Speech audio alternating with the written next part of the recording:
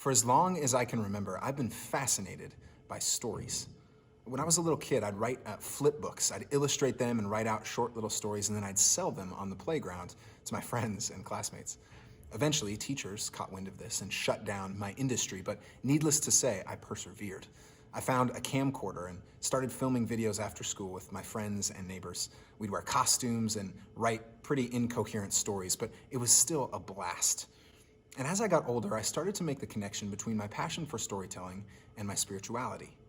I started to realize that God had given me this passion and that I could learn things about who He is through storytelling.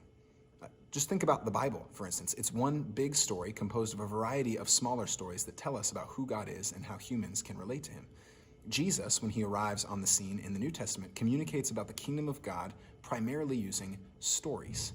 And so for me, I looked around my world and I thought about, well, where are the primary storytelling methods, right? And I found an industry, a multi-billion-dollar industry called the film industry. Everyone in our culture loves movies. Just ask people the question, what's your favorite movie, or what's a great movie you've seen in the last year? Their face will light up, their eyes will get wide, and they'll be excited to tell you about a character or a story that resonated with them. And so my wife and I realized, well, this might be a great way to start having spiritual conversations with people. Let's engage stories. So we'd pick a movie that's particularly thought-provoking and artfully made, and then we'd invite friends over, coworkers, neighbors, Christians and non-Christians, people who didn't really know each other all that well. But by the end of every movie, when the closing credits were rolling, everyone had something powerful to share. We all had an experience in these stories, and we were ready to talk about those things. Movies provided a bridge for spiritual conversations that enabled both my wife and myself to witness to who Jesus was and what He had done in our lives. Now, that's true for us in our passions, right? Movies and storytelling, but that's also true in a variety of your passions. Maybe it's not movies or stories. Maybe for you, it's being outdoors, being under the stars, going camping, going hiking, being in the natural beauty of our world. Believe it or not, many non-Christians actually feel spiritual things in those same spaces.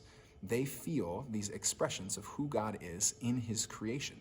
They feel feelings of wonder and beauty. And that's a great opportunity to build a bridge, well, for spiritual conversations to happen and for you to witness to the love and grace of Jesus in your life, how you've experienced God. Think about good food and drink, right? God has given us taste buds. He's given us hands to labor and creativity to make things taste good. There can be intrinsically spiritual conversations happening over a good meal, over good drinks, over laughter and shared conversation. That's a great opportunity for you to witness to who God is and what He's done in your life.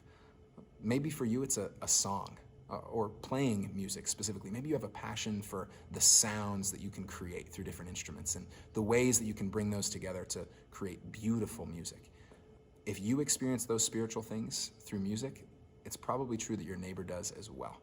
And that's a great opportunity to build bridges to them and start to witness to who God is as you have experienced Him. Regardless of what it is for you, we're hoping that you can start to build bridges between your passions, the things that you're already passionate about in your life, and well, connect those to your neighbors, to start to think about how they might experience those things as well, and ultimately to use those things as a witness to who Jesus is and what He's done in your life.